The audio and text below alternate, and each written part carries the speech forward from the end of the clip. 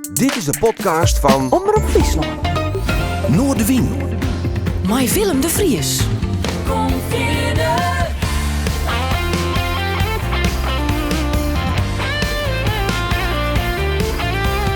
Alles wat te speelt. Omroep Friesland. Op het dik boven Nijenbeeld ziel. Als ik de 24 triemen, of hoe volle ben het, van het treppen nooit naar de leeg omheen ren, kom ik dan op een kruispunt van lichtuur en kilometer, vierzicht en vrezen gods. De bouwers van het himmelsk oerwerk, ze leeg haar toentjes in een tocht naar de blikveert. Liek als die slaaf ik maar de lep. Ik ben de tongerwolk die bewaait, Dirk. Zat het volk hem skrept om naar huis. Nou, dat loopt naar de jong. De vestingmoorden van rispmannen, maar de hartstochtelijke coöpaties daarhinnen verdiezen je, zoals het wist. Na het balmaskee van trekkers en wijn wordt hier de wetter en zet men voeken uit. Vangt wat? Een lot, tarbot, blinkend uit de diepten en reed zwart vingervel dat erbij hinget. Een oervolle kotter op hege zee, ploeg het op blauwe zee gewoon. Ik kraai de kwasten, ik liet het Perseïden ruinen.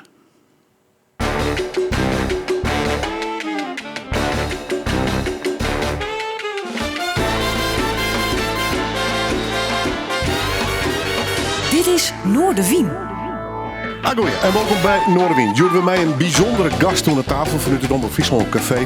Een bijzonder man, die ik een persoonlijke bom uit het verliezen in ieder geval. Want hij kwam met zijn vrouw bij mijn oren leert de jongs praten. Zag hier het nog in het verliezen.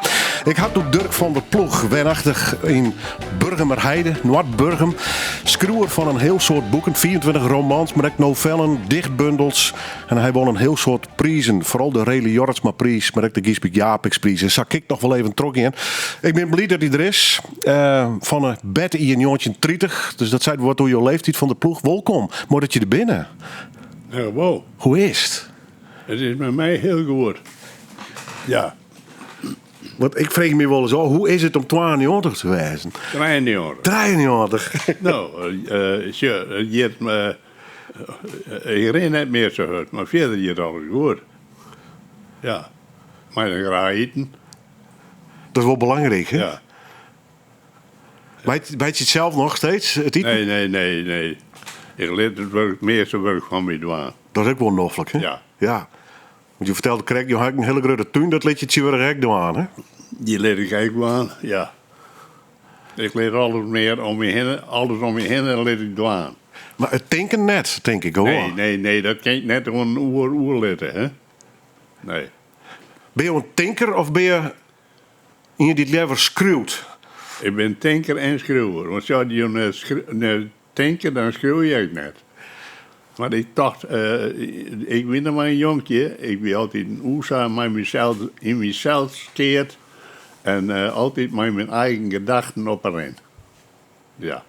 Ja, want ik lees ergens zelfs dat je soms de verhalen zo sterk fantaseren dat je er soms wel eens bij googlen moest. Hè? Zo realistisch was het dan? Nou, zo'n emotioneel ging het nog echt wel net, maar het docht mij wel eens wat, ja, dat dingen die ik opschreeuw, omdat ik daar heb ik altijd wat mee. En heel veel dingen uit mijn eigen lippen. Want het is wel zo dat een psychiater bij je is, mijn werkleider, zo die wel vertellen kan wat voor een man het ik ben. Maar dat hij nog nooit aanletten. Nee. En Top Watchie, daar won mij. Hè? Je leest een roman, een Fauna van Engels. Dat gaat over een man die psychisch behoorlijk in de war is. Hè? Ja. En daar ben ik dus mee in contact gekomen in de tijd, in mijn jeugd. Want ik ging een oomke in Zuid-Laden en die werkte bij de stichting Dennenoord. En dat weer de psychiatrische inrichting. En dan roende ik daar wel eens door het terrein heen. En dan zei ik, die patiënten daar, Die zei daar met de vingers in het gas staan. En dan zeggen ze aan mijn gezicht dat heel, kijk, als zeggen ze net. En dat had me tegen gewoon gegript. En toen, zo'n die tijd wie ik altijd wel wat belangstelling voor psychiatrie en voor dat soort dingen. En dat heb ik dus in dit boek ter uiting gebracht. Want het gaat hier over een schizofrene man. Die man is chronisch schizofreen, dus die moet zijn hele leven eigenlijk op medicijn, mijn medicijn in het lichaam blijven. En dat slagen ze net altijd, omdat het net altijd zo trouw is met die medicijn. En dan rent het hem wel eens weer oer. Maar deze man die vertelt dus zijn eigen leven in dit boek. Van hoe hij hem door de jaren heen redden had. En het is ook het verhaal van het gewraksel meisje Mem, hè? Ja, een gewraksel meisje Mem, het is meer een gewraksel meisje Heid. Want zijn Heid die zei het nooit naar hem om, want die vond het, nou, die jongen die dood, daar kon die man net mee omgaan. En zijn Mem die had eigenlijk altijd hem tegen stimuleren en had altijd voor hem zorgen, altijd op hem post. Echt als hij in psychiatrie ingereerd, ze kwam geregeld bij hem. Ja, en dat wordt echt hoe ze uitlijnen in dat boek. Dat hij afhankelijk van zijn mem, dat hij hem wat troostlijn had. Tijdens het schrijven van zijn boek, hè? Ben je nog heel bedwaande met het idee hoe zou het wezen om schizofreen te wezen? Of... Ja, daar had ik een heel veel lezen. Hij heeft een heel veel lezen. Die heeft wel weten van wat beleven die mensen, wat ondervinden die mensen. Maar die denken oors, hè? Ja. Ja. Hoe dreig je dat om dat in een roman te schreeuwen? Want ja, jij denkt behoorlijk helder en scherp wat dat om belangt. En je bent net schizofreen. Nee, geloof ik. Nee. Nee, want ik denk dat het een heel wat boek wordt hier. Maar... nou, misschien ook wel heel nieuwsgierig. Hè? Ja. Dan zou ik het nog meer van binnen uitschreeuwen hebben, hè? Omdat ik dan een ervaringsdeskundige weer. Ja. Ik moest nou dus mij de stoffen eigen meisje. En dan het omzetten, want dat is het. Je kan er wel heel veel dingen erover lezen, maar je moet er zelf wel een verhaal van meisje. En dat is een oorwij. Ben je zo'n schreeuwer die het hem op een gegeven moment sabot inleeft in de haperson dat je het deelt en ik tijdelijk misschien worden? Nee. Gevoelsmiddag, ja, in dit geval is het wel heel zwart-wit, maar... Nee, je moet dingen die je zien, maar je wel afstand houden. Je moet het oorzicht houden. Je moet het er net in versoepen. Je moet de persoon net zelf worden. Nee. Je moet het oorzicht houden en daaruit bij schreeuwen. Ga je dat satureren heen? Leert, ontwikkelen op zo'n manier? Alles wat ik doe, ga ik altijd zelf ontwikkelen. En toch, ik ben namelijk heel veel te lezen van hoe dat gehoord dat, hoe pak je dit aan, hoe pak je dat aan. En dan ben ik vakboeken hoor en dan ga ik een proteïnam lezen. Ja. Maar door de jaren heen lees je zelf een heleboel dingen van hoe het mag zo net en zo kent al. Wordt het schreeuwen daarmee makkelijker te jaren heen? Het jongen wordt wel makkelijker, ja, omdat je gewoon meer routine krijgt. Maar je moet net al te volle routine hebben. Het moet elke keer weer opnieuw een ontdekkingstocht worden. Maar ik word met de lezer doen natuurlijk, hè? Ja. Ik zeg altijd, als ik wat schreeuw, dan mag ik het eerst zelf zien hebben. En wat ik daar zag, schreeuw ik op. Want als ik het net zien heb, zag de lezer het ook net.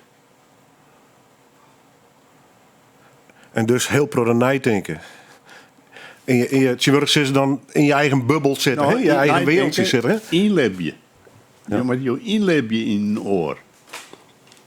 En dat vertalen naar het verhaal dus. Ja, dat moet je dan oorbrengen naar het papier. Want je kan wel wat in een hol hebben, maar dan wordt vormt hij aan een papier, dat is nou een overhaal. Kun je dat mij wikken en wegen? Welk woord, welk zin? Ja, ik ben oes aan formuleerder. Ben je daarop zet een verrotter? Zo van Emma ziekje ja. en dan werden we verder graven? Ik zo een symbool of jou erop. Maar elke keer weer oors. Maar je krijgt een woord oors. Oren woordkeuze misschien. Ja. Ja. Een orenklam. Op een oren manier de klam lezen. En dan liet je het even bezinken misschien? Nou ja, als je dan leest, als je dan wat schreun hebt. Ik zeg altijd, als ik maand begin, dan lees ik altijd eerst hoe wat ik de vorige dag dingen heb. En daar begin ik soms echt weer in om te verrotten. En dan kijk ik wel eens aan, dan zie je daar een heel dag in om te verrotten, omdat we net zijn weer. Omdat ik de oren perspectieven niet brengen wil. Is er dan een moment dat je denkt, nou is het wel clear? Nou, het blijft mij ophouden, want er worden meer zodanig in ontreden dat het verhaal vernield wordt. Je kan echt oeraccentueren, hè? En dat mij je voorkomen. Op een stuip maar zeggen, nou laat ik het los. Ik hou wel zo dat als ik een werk kleer hier, dan ben ik er super onwennig van. Dan dacht ik, ja, nou mis ik dat al je wil. Nou ja, en ik in dit geval bijvoorbeeld misschien een haatrolspeler. Dat je daar leef je. Ik weet niet hoe lang je ook die een fauna van Engels. Nou, ik denk van hier. Je hebt een ier met de haarpersoon en de mem en de familie en de broers leven als het ware in je holle. Neem ik gewoon of net? Ja. Nou ja, die broers die spelen een heel belangrijke rol van hem, hè. En dan heb ik altijd de jongens, mijn broers. Dus hij is wat oorkikken dus. Nou ja, die jongens die gaan in het verliezen, gaan je wel wat plegen. Dat had hem altijd achtervolgen. En die achtervolgingswaan. Dus hij altijd nog bang, het begin trekt mij, hè, van dat die jongens weer tot de hekken komen en dat ze het huis bestormen en dat ze dit en dat. Want hij went het er al in de laatste jaren, hè, dat hij dat vertelt. Hij went het er al innig. Ja, hij dwaalt wat in zijn eigen wereld om, hè? Ja. Ja, maar oors had ik net. Nee. Want waar kan mij zo'n mensen omgaan? Ja, zijn mem, die kon wat met hem omgaan. En, maar doet hij er net in wie? Ja, toen moest hij hem zelf redden. Werk je met bepaalde schema's? Hij je van tevoren... Nee, helemaal niet. Ik ben soms gewoon... dan weet ik niet waar het toe in zo. Ik ben maar wat. En dan staat er gewoon, ik schreeuw mezelf het verhaal in. Want het verhaal is bij mij altijd een ontdekkingstocht. Laat maar zien waar we uitkomen. Ja. En op het dan ga ik een vaste lijn te pakken en dan weet ik waar ik op wil. De praten we aan verder. Ik lees je over even een fragment jaren van een van de meesten die mij die had. We iepen het overigens met Abe de Vries. Maar een mooi iepeningsverhaal, een mooi sfeerbeeld. Ja. Daar gaan we straks ook nog over praten, want dat Frieske platteland, dat is jouw leven, denk ik, Hest. Hè? Dat had een hele belangrijke rol in je leven en in je werk spelen. Ja. Hè? Nou ja, ik ben er heel nog groot geworden en ik ga die oorlog hier net benam mij maken. Ik ben in 1930 bijna. Dus wie de crisis hier, want die in die 1929 de beurskracht van New York. En toen donderde de hele wereldeconomie in door. En toen kregen we de crisis hier. En in 1940 de oorlog. In 1945 weer de oorlog. Toen was ik 14 jaar. Toen had ik nog net een goede tijd meemaken. En na de oorlog weer er niks te krijgen. Ik had wel gewoon dan hing je schoon naar voeten, want de zwalen in de rut. Maar er kon je schoon krijgen. Of er moest een boon gaan. Schoon winnen op een boon. En klein hek. Alles. Dat had nog, denk ik, gewoon 47, 48 dat worden. En toen staat er gewoon, kan de vrouw een beetje te opbloeien. Nou, en wat dat onbelangrijk is, de orentijd heb ik altijd meegehoord. Het is altijd voor de wind gaan. En in 1980 woonde het een beetje te strubbel in doen. Maar oors ik altijd een hele vruchtbare jaren mee maken. Uiteindelijk. Dit leven heb ik niet gekozen. De hele wereld barstte in snikken uit toen ze van mij beviel.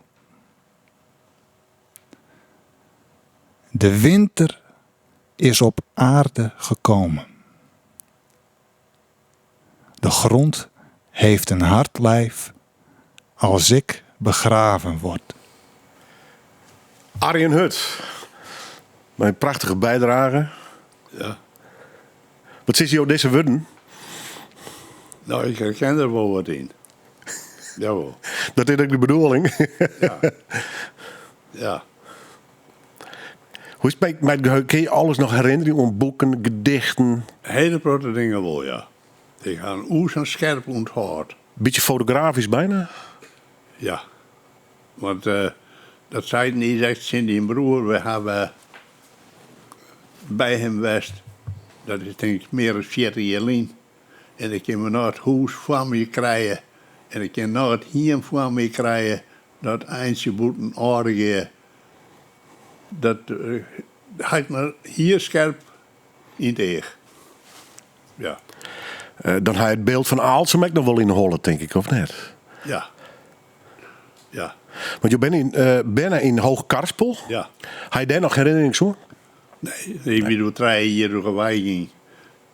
Het verbeeld mij wel eens een keer, want wij werden dan jong in de Roomse Tjerken.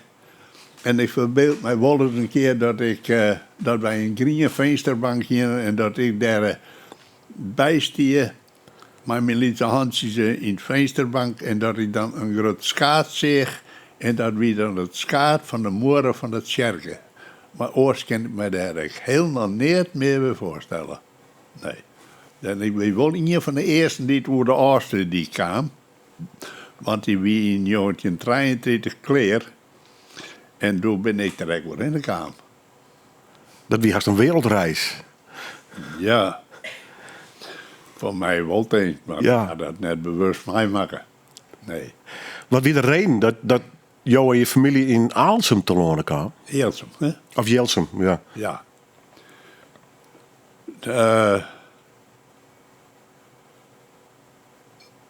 Dat we zagen, die werken dus in Noord-Holland, want ja, in de crisisjaren wie er in Friesland vrijwel geen werk in Holland wel. En zodoende kwam hij daar aan het werk. En in 1923 ben we weer omverveen, want toen kreeg hij een baan bij het melkfabriek in Dokkum.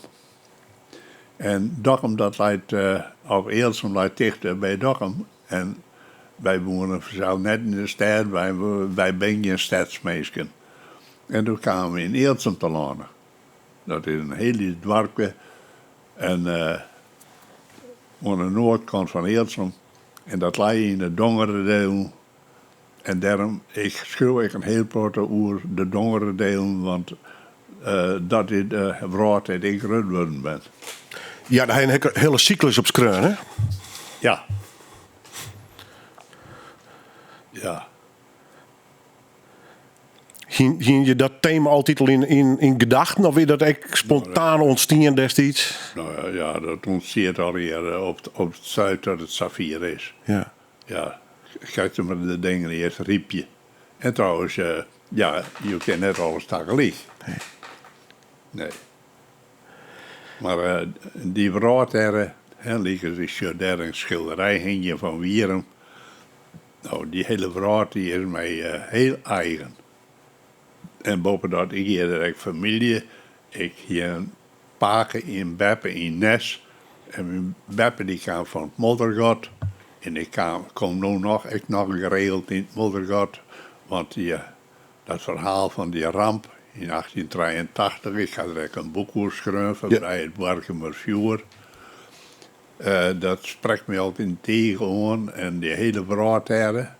Want dan ging ik met Beppe naar de Zeedik en dan mocht ik achter Biek poortje baaien, maar dan mocht ik net. hoe de scherms komen. Want de scherm, dat binnen dus die balken daar voor de dik, die als golfbrekkers zie je. Maar ik mocht net achter de scherms komen, zei Beppe. En dan zie je het Beppe, dan laat je fjouw knopen in de boertoek en die worden hollen. En dan mocht ik poortje baaien. Ja. En dan zei ze mij, denk er maar kwam. Maar dat binnen dus die beesten daar die dan in het wetter druwen. En als dat je aankomt, dan baas die. Dat is de beste haar oorwaar. Wien je dan alleen met Beppe daar? Ja. Ik alleen met Beppe. Ja. Beppe zit in de scherm van de CD. Ja. Dat lijkt me van een jongetje prachtig. Ja. Mijn Beppe oer de Zedik. Ja. Maar ik weet echt nog wel dat ik op de week na Lietser, toen zit ik bij uw huid voor op een stang. Er is echt een gedicht van, had ik rechts en dan jij ik dat is van zo'n schielpaard, dat is van Schulpen. En dan tinkelen de stekjes van die schulpen, die tinkelen in de fiets, in de sportborden. En dan fietsen wij naar de Zeedikta. En toen is het voor het eerst dat ik maar eens heid bij de Zeedik opkwam. Moest zij in de scherm erbij oprennen. En toen ik voor het eerst de zee zag. Nou, die kijkt als mij de Grieken destijds. En dan rapen ze van Talata. Dat betekent de zee. De zee rapen ze nu.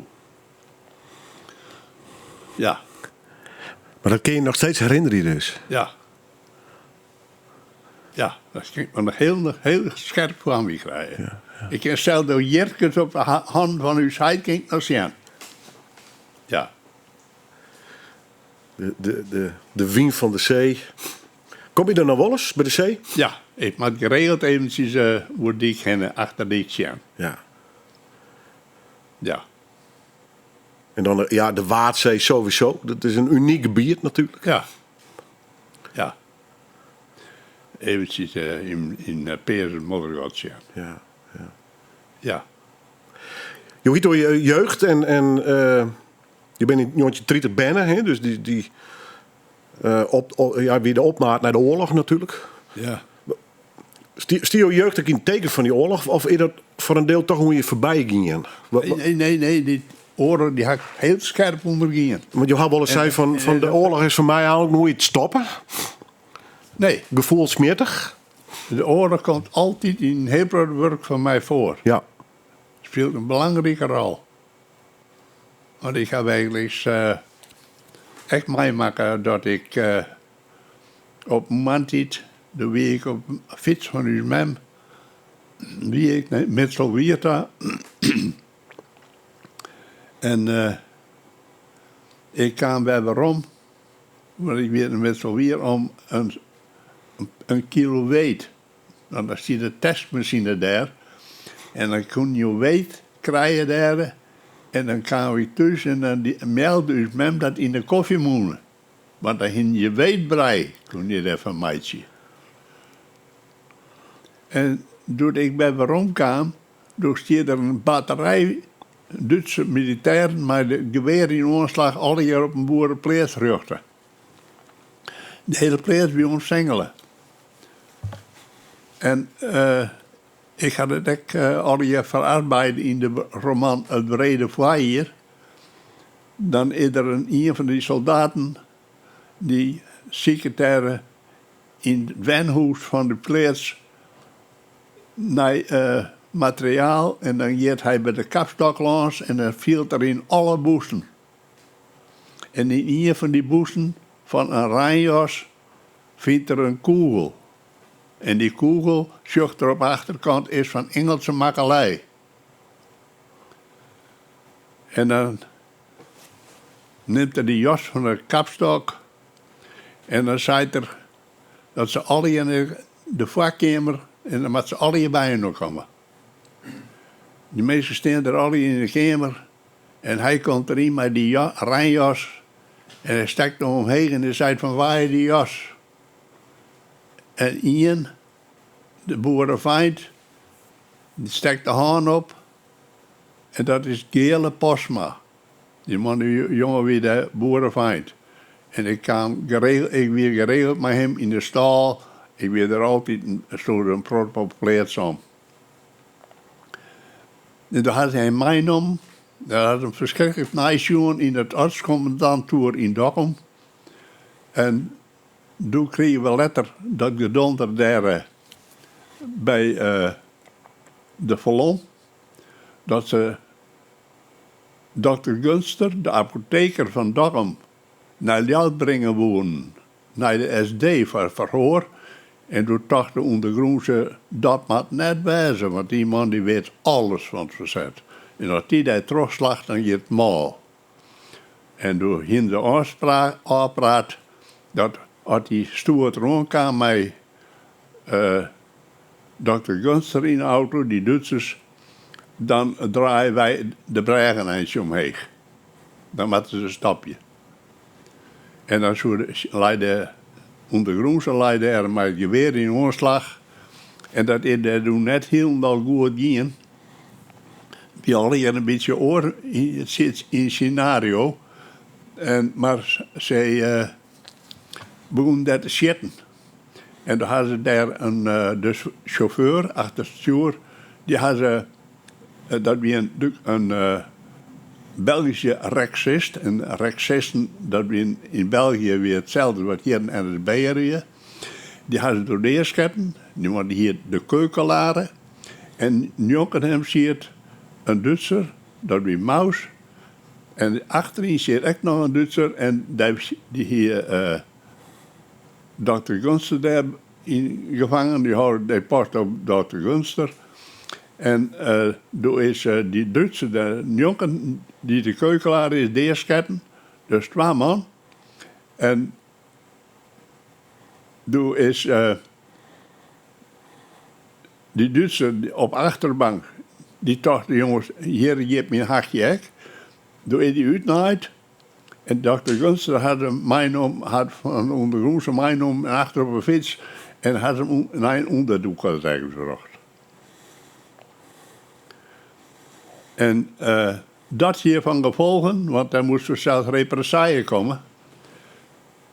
Doe je het van gevolgen dat ze die Duitser, de chef van de Duitsers in Dokkum, die is naar Greenstad en die zei, want in Greenstad zie je het in Scholtenhoezen, zie je het haatbevel van de Duitsers. Hij moet heel Dokkum plat bombarderen. Maar, zei de Grens, dat gaat hem al, dat doen we net. Maar hij wil wat 10 gevangenen uit Scholtenhoes krijgen en 10 uit het huis van bewaring. Dan hier de 20 man en die mochten daar zitten.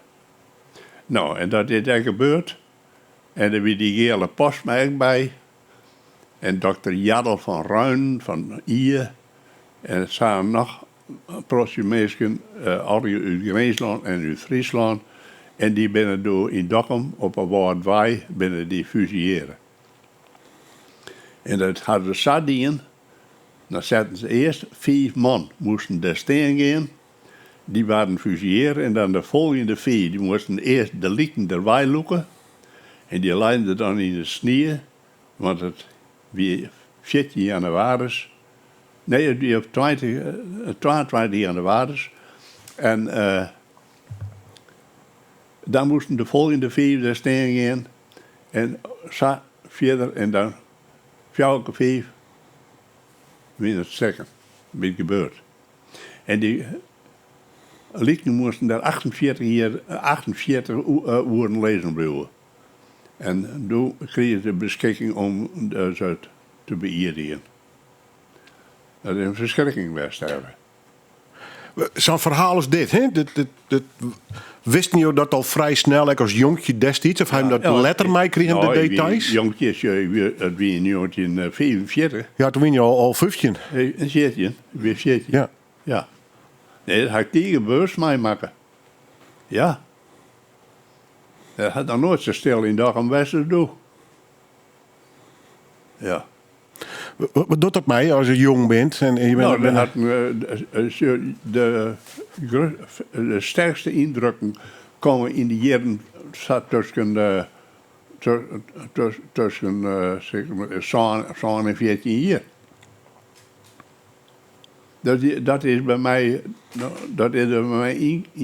in knalt. Wat ben je bot bang geweest in die tijd? Nee. Bang dat die Duitsers echt naar jouw hoes en jouw nou alles ja, we kwam? hadden ook wel in een hoes hoor. He, op het moment dat het om 8 uur, dat wij bij de tafel zitten te breken. En dat er een loop door de kamers door tot zijn waard van... daar had ze de onderdoeker mij om. Ja. Maar ze gingen net zachtzinnig tekeer, ja. Maar je hebt hier een onderdoeker in hoes. Ja. Ja. Een ondke van mij. Maar ja, waar verwacht het dat maar om 8 uur? Nee. Maar ja, dat had ze zo weer verred. Maar meestal die onderdoekers hier, daar rond het meestal ook net heel goed mee. Oh, hoe je dat... Vaak net. Nee. Nee. Hij hem gelok gewoon in dat opzicht. Ja. Ja. In omkeer weer goed waarom komen. Echt nog, ja. Ja. Ja. Ja, ik kan me voorstellen dat bij beelden, zo'n Duitse soldaat in hoes, het idee van 20 lieken ergens op... Ja, ik op weet dat hij het geweertje in het vennenwiel omzette. Ja. hoe lang, je had een product, maar hoe lang speelt het zo'n beeld nog in je hol? Of had je dat eigenlijk nog wel? Nog, hè? Alles paraat. Alles paraat. Ja. Ja. Maar dan ga ik naar heel grote dus alles werken in romans. Ja. In hoeverre, het wordt een grote vraag, hè, maar beïnvloedt dat jouw beeld nou bijvoorbeeld van conflicten in Oekraïne of wat er nou in Israël gebeurt? Zit er een soort Tweede Wereldoorlog filter nog steeds hoe in? Wat je op televisie zit? Ik altijd tegen belangstelling ervoor. Ja, ik volg je dat in Oekraïne, ik volg je het op en daar.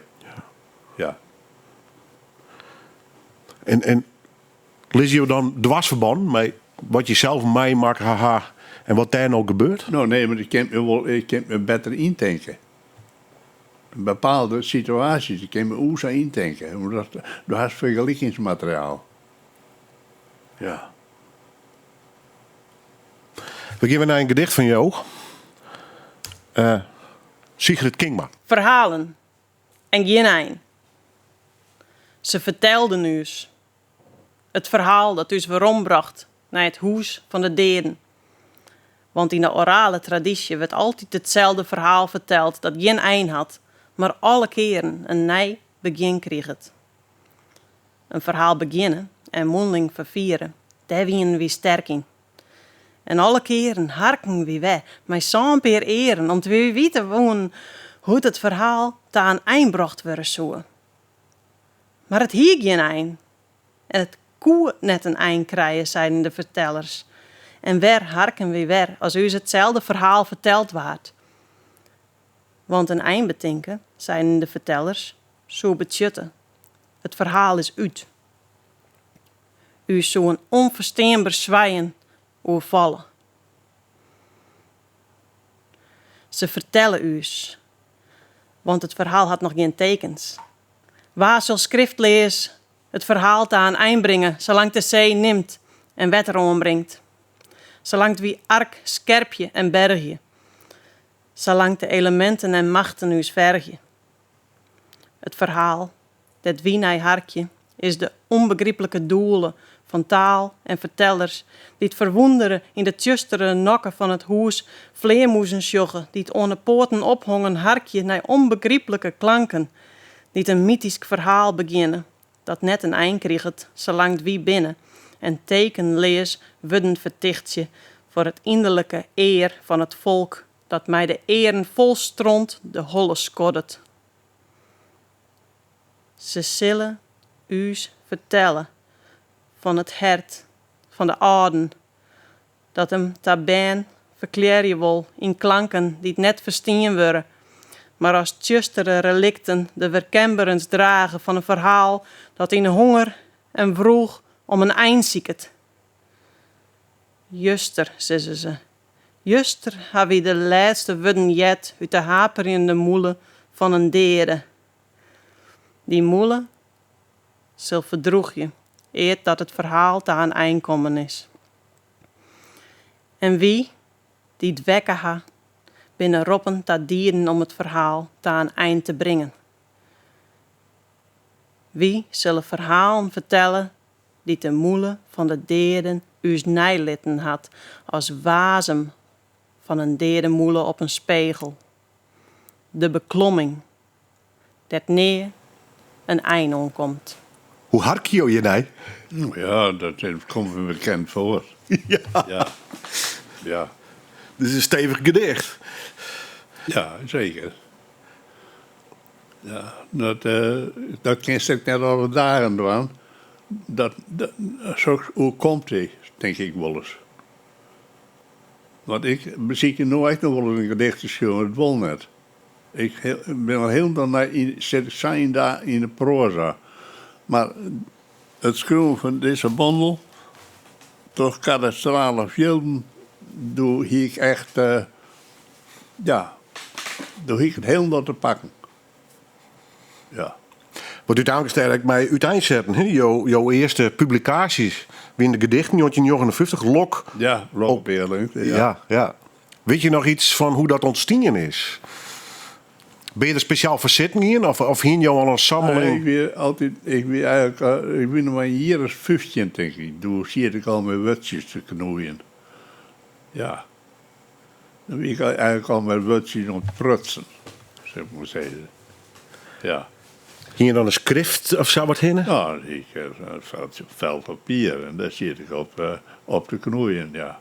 En dan ik heb wel eens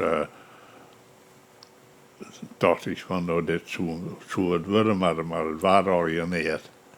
Nee, dat waren mijn eerste vingeroefeningen. Verder weet ik nog net als vingeroefeningen. Maar wie je doe al bewust met gedichten waren? Of wie het gewoon maar even een zin schreeuwen en wat woorden? En Dat was wel de bedoeling. dat hier wel in hollen. Ja. Maar ik heb het heel naar mezelf onleren moeten. Hè? Ja. Maar ik wist al betiet dat ik zo wat worden word, dat ik schreeuwen word. Ja. Hoe kwam je erachter? Gewoon omdat je constant mijn verhaal... Achter dat door blikken. Ja. Dat tjent zichzelf voor. Ja. Ja, dat is een twang die je van innerlijk die je vielen. Die taal, zeg maar.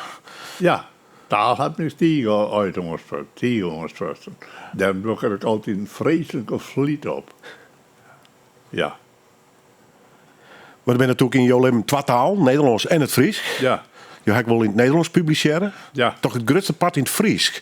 Ja. Ik neem aan dat jouw jeugd, je jonge jaren, dat wie voornamelijk Fries zeker, hè, om je heen, of niet? Ja, maar als je het weer wel zag, van de eerste versjes, de eerste gedichtjes die ik dacht te schrijven, dat wie versteld niks, dat ik altijd in het Nederlands. Ja, je ging je Fries leren op school. Ik zo het niet. Ik wist dat niet hoe het schrijven moest. Dan zou ik het wel fonetisch opschrijven kennen. Maar en mijn eerste roman, dat was eigenlijk in 1940 zorgen. Of dat was hier van mijn eerste, dat was in het Nederlands. Ja, een vers graf, hè? Wie dat? Ja. Misschien bij de bezige bij. Ja. Ja, daar wil ik straks even mee gaan, want dat wie natuurlijk, en is nog steeds een hele bekende uitjouwer. Ja. Jouw eerste bundel kwam bij Laverman uit. Ja. Hoe kwam je dat te lonen? Nou ja, dus er was een soort riegen. En de eindredacteur daarvan was Frederik Dam.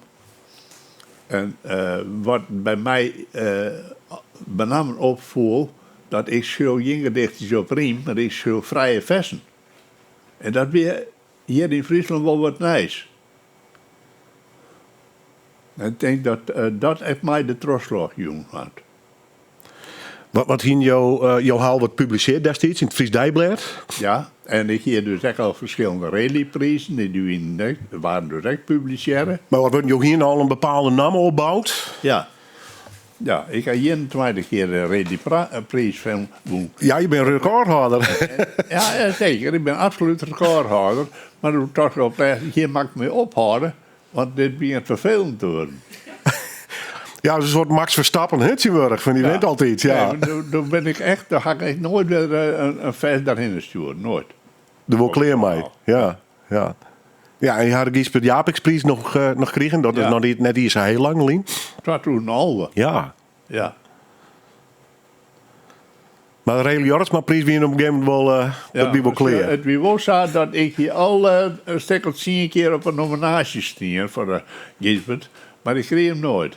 Nee, daar is ook eens een keer wat discussie over geweest, hè? Ja. En dat wie door mij Willem Tjerkstra van Snits. Ja, want En toen zei Willem Tjerkstra, die zei letter van... Ja, maar dat wie wel de eerste niet meer feliciteren. hoe kon wat in je verliezen, om het zo maar zo te drukken? Ja. En ik ga laatst in mezelf zijn, het is vanzelf echt bollen van het tjenste, dat is nooit gereisd. Dat zei ik wat, ja. Ja, je moet het echt omkeren kunnen. Maar je vond het wel mooi om hem te krijgen. Ja. Want hij een gevoel bij dat soort eerbetoon, een Reli Jortsma-prijs, een Gisbert Japiks. Ben je er gevoelig voor? Ja, maar ik ben net zo idel dat ik denk van, nou, dat mag alweer. Nee, laat mij maar wat pielen. Ja. Nou, dat hij genoeg niet, dacht ik. Hoor. Ja, zeker. Ja. Nou, we hier alleen nog jouw eerste bundel. De eerste zin, Genesis, na het formeren van het jacht, had Gods hand op het oorspronkelijke van de zeebuim tussen de marren die bleum binnen naar de skiering van zee en loon liet ze parochies schepen. Ja. Dat ben je eerste woorden ooit in een bundel geweest. Ja. Oh, ja. Ja. Ik maar zo'n stukje, weet je nog hoe dat ontstaan is of je dat te lang alleen? Nee, dat doe ik net weten. Nee. Hoe gruts wien je dat die eerste bundel uitkwam? Want ik bedoel, dat is wat oors dan publiceerden worden in een krant, hè? Wij gingen dus eerst gekregen dat we in, even zien, 1958 en 1959 in mijn eerste bundel verschijnt. En dat jonkje dat we dus nog maar een jaar hier door, weet ik wel dat ik mijn eerste bundel bij het postkantoor ophellen, want dat hield ze in een pakje stuurt. En dat pakje moest ik ophellen, dat wie destijds nog zag. Nou, toen had je dus mijn eerste bundel bij het postkantoor ophellen, in Stiens. Daar wen wij doen. Ja. Grutsk, op een fiets, Nou ja. gauw naar Dat huis. is mijn eerste uitgifte. Ja. Ja. Wie er doet al een beetje, want je had een heel soort mensen die dichtje en met schroeven waren er binnen. Er zijn allerlei organisaties hier in Friesland die dat al wat proberen te stiepjen en te organiseren. Ja. Wat wie er doet al, Nou, vrij weinig. dat is ook net zo vol, hè? Een beetje. Het Fries op Squallen stel ik niks voor. Nee, helemaal niks. Nee. Het wie echt in die tijd nog wel wat pionieren hier. En jongens, jezelf maar redden. Ja. Het is wel zo, het ging mij er net om dat ik daar riek van word, zo, want ik hier een goed inkomen. Dus daar zit ik er om te springen. Maar het was wel helemaal eenmanswerk, hè. Je ging nergens help van. Je wil ik je schroefcursussen krijgen, daar doen we nooit van jet. Nee. Wie er wel iets van een schroewersvrouwtje met schroewers en journalisten en columns en recensies en dat soort zaken? Dat is wie het kunstersboom, hè? Daar win de schroevers en de schilders en elke die het zit al je bij was. Ja. Mensen uit de toneelraad. Dat we doen het kunstersboom. En ik weet nog wel dat wij in de flamboyante notaris Bouke Tuinster van Wandel, die de voorzitter. Ja, en dan in we grote feesten bij het Gisbert Japersprijs. We na die grote feesten daar in Baltert. Daar had ik wel verschillende keren geweest. Ja. En dan gaan we door de jaren 60, denk ik, hè? Ja. Ja. Wat hij wat mij kreeg met dat hele hippie gebeuren bijvoorbeeld. De wereld die bevrijdigt zichzelf wat. Zeker de intellectueel. Ik werk al gauw in de redactie van de Tjenne. En daar ga ik een tal jaren in zitten. En door later kwam dus de rebellie, hè, met Katterbra en al dat volk. En dus, wie alle die het haar verzetten, het tijdschrift de Tjenne, want dat zou dan echt nog een oud agrarisch blad wezen. Maar ja, op plaats houden de bruiden, echt een jongen die toch wat kind mij schelen. Ik heb Tommy naar Ingo. Ja. Ja, maar wat later hij nog Frieske Vrij en Oren Bladen. Die hadden nog een heel soort dingen wat dat onbelangrijk. Ja. Wie Frieske Vrij wat dat betreft een logische keuze? Nou ja, wie die enige Frieske Blad dat er nog weer. Ja. Ja. En Tjentwurg is ik zeg wel eens een keer, Fries is een orale taal. Want wat hij in kranten, wat hij in tijdschriften, in het Fries? Nee. Dat is niet. Nee.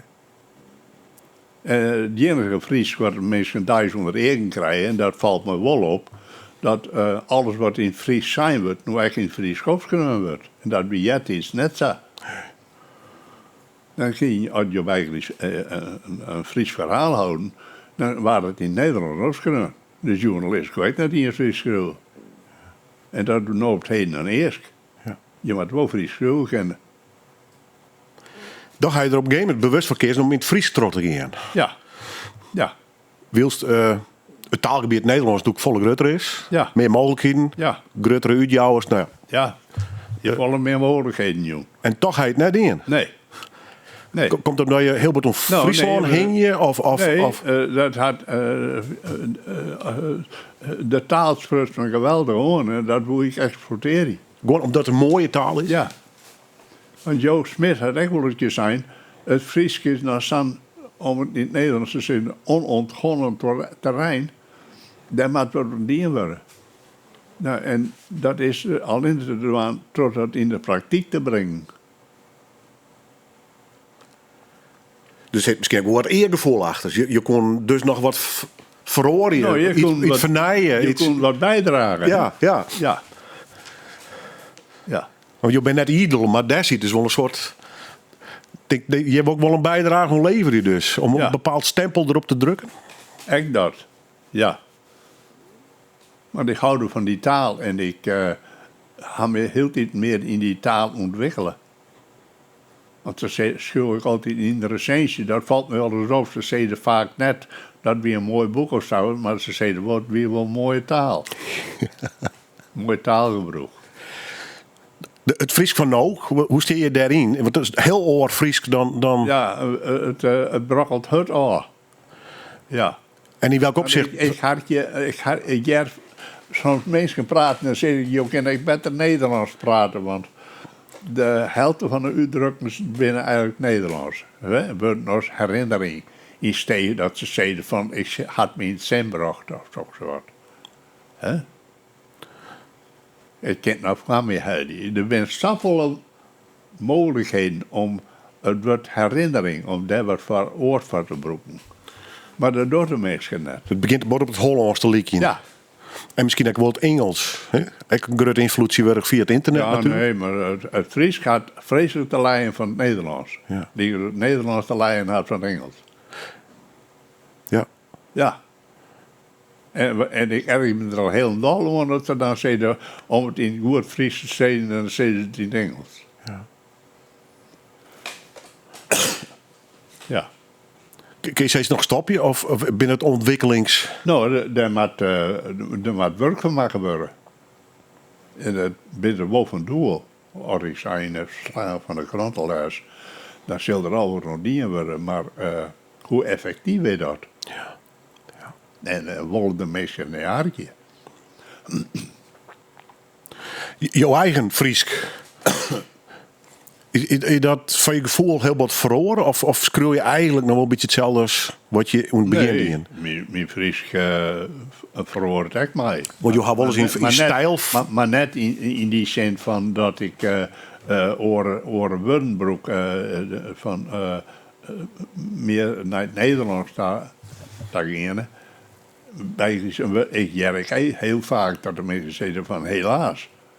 Ja, maar het is een Fries helaas, hè? Ja. Ik ben net zo vol met die dat weten, denk ik. Nee. Nee, maar dat zei het dus. Hè? Ja. Ja. Ja. Maar waar had nou een Fries woordboek in de kast? Ik denk het net. Ja, toevallig, maar net, nee, maar een heel soort mensen net, denk ik. Nee. Nee, waar had nou een Friese krant in hoor? Net hier. Fries zitschrift. Nou, en met de Friese boeken, dat is het echt niet goed. Hoeveel Friese boeken worden er verkocht? Dat is een bedroefd beetje. Ik had de tijden naar mij maken dat er in hier 100 Friese boeken waren. En ik lees ook nog oplagers, bijgelijks van jouw boeken. Soms wel 5.000, 6.000 exemplaren verkocht binnen. Ja. Ik had gewoon het Barken met Fjordberg gelezen. Hij had 4 printingen hoor. Maar De Friese bestseller. ja, Sint Wurk zei door jou als wij samen printjes samen voor 50 exemplaren, als er 400 van kwijtreisje, dan is het mooi genoeg. Ja, dan klinkt het correct uit. Dat klinkt correct uit, ja. Nou, en de rest hier of naar de Rams, of wordt door de jaren heen, wordt een periode van 10 jaar stadig maar wat slitten. Maar er zit geen sleep meer in. Ja, en dat dacht mij wel zeer, ja. En dan denk ik van, ja, er zitten zo'n paar elementen in de jeugd leest het bord meer, hè. Maar het internet is helemaal net volle beter worden. Nee, maar internet, ja, dat is zo voor de band, is gevoelens fressen. Ja. En daarom, ja, een boek lezen, dat zit er net bij in. Er zijn in de regel de oude mensen die naar de boeken lezen. Maar de oude mensen, ja, dat ziet er een keer uit, hè. Het gaat een keer op, hè? En daar komen oude mensen van die plak die dan wordt een boek lezen. Ja. Nee. We gaan naar een van de bijdragers. In dit geval van de dame die ik zit, Christa. Als toekomst een loon is. Wat zal ik de tijd mij aan om gedachten? Leefde die het warmte brengt, denk ik mij in. En wudden die te kwad zitten. Als toekomst een loon is, wil ik daar wezen. En daar mijn tijd brengen als verblijf. Als een wartelsketten illusie. Zal ik de kamers behingen met dromen. Maar geen dromen zonder verliezen. En ik neem brieven mee die het vastlezen. Dat wij in een meerskip leven ha, die het sissen wat wij in het doel wienen. Gewoon ark dat ik ont mijn deerta sliepen, bloot ons ket hingen. Er is geen ein om mijn twijfel, te volle om mij te nemen. Doch kan ik haar net missen, want twijfel is een rivier die zijn bedding volgt. Terug onwisse lichten de zee zieket. De tiert. Hoe vier zal ik me haar gaan en mijn gedachten brengen in het skaat van de zee die brekt op takkomend stroom? Hoe vier? Ik vreeg je maar. Hoe vier? Mooi skreun. Ja. Nou ja, dat is zelfs een eruptie, hè. Ik schreeuw die in de gelegenheid te worden en hoe geweldig. En dat weer omdat ik geloof weer, omdat je op de man uitslagen. Dat je weer flink loop maken. Scoot dat noffelkrooi leuk binnen? Ja. Ja. Ja. Dat jouwt een druw. Ja. Ja. Hoe vind je het dan? Zou we even op die jaren? Nou, mooi. Ja. Ja. En jij net vol op je werk, hè? Nee. En toch, het dichtje leidt op dit stuit is even stil, dus bij jou. Ja. Vooral, Nou, ik ben een prozaïst, hè? Ja. want, ja, dat vreeg ik me nog even af. Want in een van die gedichten, hij wordt over religie. Dat komt ook wel in je boeken, waarom. In hoeverre had religie een rol spelen in jouw leven? Heel grote rol. Want ben je ook christelijk opvierd, zeg maar? Ja. Wie het echt een strenge... Nou, je bent eindje los, hè? Ja, hè? Ja. Nou ja. Dan sta je dat in banaliteit, je weet hoe dat weer. Ja. Raad weer heel los en nou. Alles is vol los, alles ken, doe gewoon niet. Ik ben groot geworden in die jaren dat niet kon. En dat is weer net alleen in het christelijke rond, maar daar kun je niet horen rond. Ja. Had het je wordt benauwd in je jeugd, in jonge jaren? Nee, daar groeit het me op. Ik denk nog achteraan, wel eens een keer dat hij wel volle makkelijk gekend. Ja. En ik ben hoe zo serieus in alles. Ja. Ik word het te serieus, denk ik. Ja? Ja. En ik ben wat een tanker, een high-tanker. Ja. Ja, want op het boek behoorlijk serieus vertonen. Toch ga ik wel eens de humoristische kant proberen te zieken, hè? Ja, maar staat er net zo bord in. Nee. Nee, ik ben net zo'n humorist. Nee, leer serieus. Ja.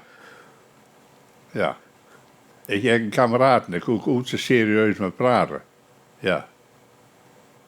Ja. Die jongen had trouwens in de oorlog een best op donderhand. Die jongen die was 16 jaar, namen ze mij, namen de Duitsers en mij. We kwamen in het concentratiekamp in Wilhelmshaven. 16 jaar. Ja. Maar die trouwens ook niet, die boerenpleers. Ja. Dan heb je nog een religie, want wat speelt dat nou nog een rol in jouw leven? Ja. Heb je een hele leven een rol spelen. Ja. En dan denk ik, wat wees mij? Ja. Dat jou het houvast of inspiratie, hoe show je dat? Al beide. Ja. Wat ging je dan naar de kerk? Ja. Nou, op Burgerheide. Burgerheide, ja. Ja. Elke snij. Ja. Want de kerk erin ik leeg, hè? Ja. Wat vind je ervan?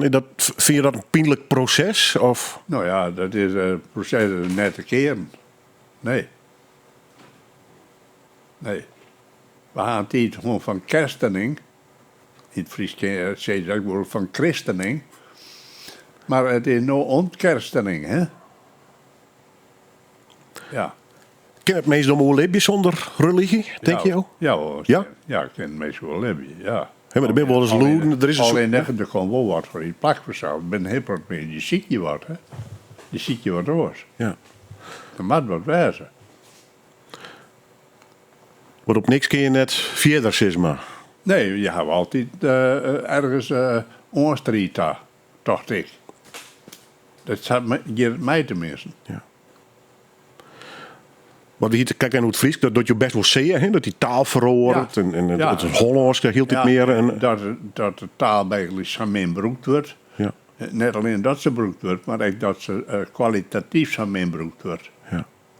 Maar hij dat ik met religie, dat minder wordt, Ja. doet dat wat mij? Nou, ik vind religie maar net statisch worden. Dus er moet Net de volle dogma's. altijd beweging in zitten. Want in mijn jeugd weer, ik zou niet graag willen dat het sableun weer. Nee. Te streng, te benauwend, te... Ja, maar er is een volslijn oor theologie komen. Dat is net een vergelijking. Volle iepender. Ja. En daar zet de kerken dan nog geen goed antwoord op vindt, Sjoerd, dat die kerken leeg rennen. Hè? Dat is Ja. dus blijkbaar toch heel dreig om een naai verhaal te horen. Hè? Wat mensen zeggen van, daar ken ik wat mee. Nou ja, het verhaal, het verhaal bloed. Ja. En de behoefte erom eigenlijk. Alleen het vorm Ja. verhoren dus blijkbaar. Ja. Ja. En daar kun je wel mee leven. Jawel. Ook maar het voor hemzelf doet, meisje. Hè? Ja. Ja. Ja, daar is iedereen vrij in natuurlijk. Ja. Ja. Ja. Ik vond in jouw boek, wat Noorderwind is, ik vooral een muziekprogramma, maar een productstapjes naar wat is die weer spoken word en dichten. Ja hoor. Maar ik vond een mooi stukje en ik pak de zin er even bij. Het gaat dan hoe de muziek van de Birds, Pink Floyd en Grateful Dead. Ben je op zo'n muziek, man?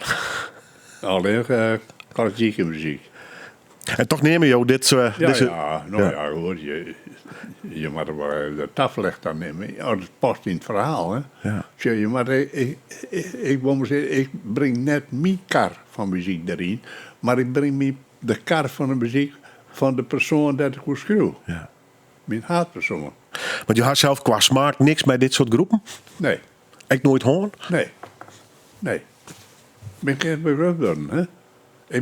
Als ik denk aan wat ik in mijn jeugd jette om muziek, aan zong en zo op een radio, want televisie in we doen het net, dan weer het voor slijn zoals het nou is.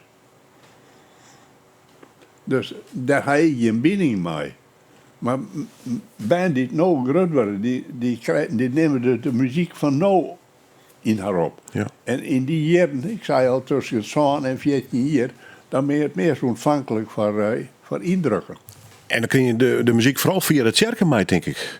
Echt, daar, ja. Het gezamenlijk zongen, de psalmen. Ja, maar dan, ik hou net van de traditionele. Nee. En hoe kwam Bach in jouw leven? Nou, dan heb ik stadig wel geleerd om te ontdekken. En boven dat ik hier zelfs, mijn oudste zoon, die is beroepsmuzikus. En die had hem geweldig, die is tegen van al die moderne muziekliedjes. César Franck en Dupré en Cabanille en weet ik wat alweer, de hele wraad sleepte erbij. Maar die jongen die speelt eigenlijk alles. Hij is organist. Ja, CS, hè je dat? Ja. Ja. Wat vond je ervan dat hij de muziek inging? Nou, prachtig. Ja. En hij had in Ljouwt het conservatorium gestudeerd en later in Amsterdam. En dan had er in Utrecht nog Gregoriaan studeren. Dus daar beweegt hij hem weg op. Hij is ook organist in de Roomse kerk in Schagen. En daar had hij een schola cantorum. En dat is een groepje dat alleen de Gregoriaans jongt. En die had er wel concerten net, want in mijn Gregoriaans jou je geen concert, maar jou een uitviering. Ja. Hij opende de muziek onhoorn tijdens het schreeuwen? Nee. Ik moet absoluut de stilte om je heen houden. Geen drokte? Geen leven en geen lawaai om je heen. En geen razende band? Nou nee, ja, daar hier Versdijk wat op, hè. Versdijk die hier wennen in Doorn. En daar dichterbij, in Hoes wie een squallen. En de band en Maas, of middies, tussen de midden, op het Squalplein bracht. En dan had de les van dat beleid van de band, hè. En weet je wat er een lier? Dan zette de stofzoeker aan. Ik kon dat net meer jaren. Ja. Ik weet het verhaal van Nina Simone, hè, de zwarte jongeres. Die had een tijdje in Nederland wennen, in Nijmegen. En die heerkles van die band, maar die scared mij een jaargeweer de loft in. Maar, dat zag ik nog. Ja. Mooi op, ja. Maar tijdens het schreeuwen geen muziek. Maar gang je wel eens naar concerten? Nee, voorstellings? Nee, Nee, nog niet meer. nee, maar wel dingen. Ja, wel. Ja, maar nog niet meer. Ik ga jongens net meer te door uit. Nee. Maar dat waren dan vooral klassieke concerten dus, begreep ik. Ja. En ik denk dat je het zeer een product workshop had, net. Ja. Hij je met bot volgen in zijn carrière? Nou, ik heb in de tijd dat hij op het conservatorium studeerde, dan ging ik 19 jongens altijd met hem ergens heen en dan speelde hij dan. En dan vreeg hij van hoe de registratie, want er zit al die van die knoppenmoors aan denk, hè? Waarom er zitten 22 knoppenmoors. En dan vreeg hij van, wat dat nemen we het inkleuring van de muziek. Maar die register bij, dat erbij, die erbij. En dan vreeg je, hoe klinkt het zo? En dan even een oorregistratie, hoe klinkt het zo? Nou, ik zei, dat is dan beter. Nou. dan wie dan voor hem een aanwijzing. Want hij zit er in dat wargel en ik zit er aan je oor, dus ik kan het beter beoordelen. Ik krijg het geheel. Ja. Is dat wargel altijd...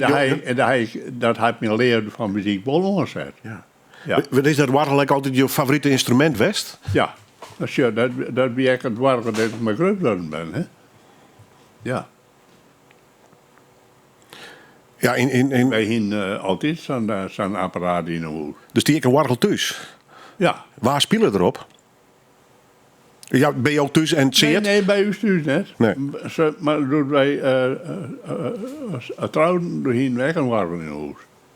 Ja, hier mijn pedaal en alles erom. Dat had we zo weten wie het was. Wenn we zoiets, dan moest eerst de tafel aan de kant bij het warmen doen. Ja, en waarom? Zelf ooit spelen? Nee. Nee. Nee, mijn vrouw wel. Ja. Ja. Maar nooit de neiging hoor om les te nemen? Of... Nee, maar we hadden eens een keer hand op een jonkje twee om te kuieren in en het jonkje nummer 4 hier. En we kwamen waarom, dus hier achter waren we spelen. Ja. Dat lijkt me een machtig moment. En hij beleeft nooit zijn 50-jarig jubileum als organist. Ja. Tiet hard gescoord, hè? Ja.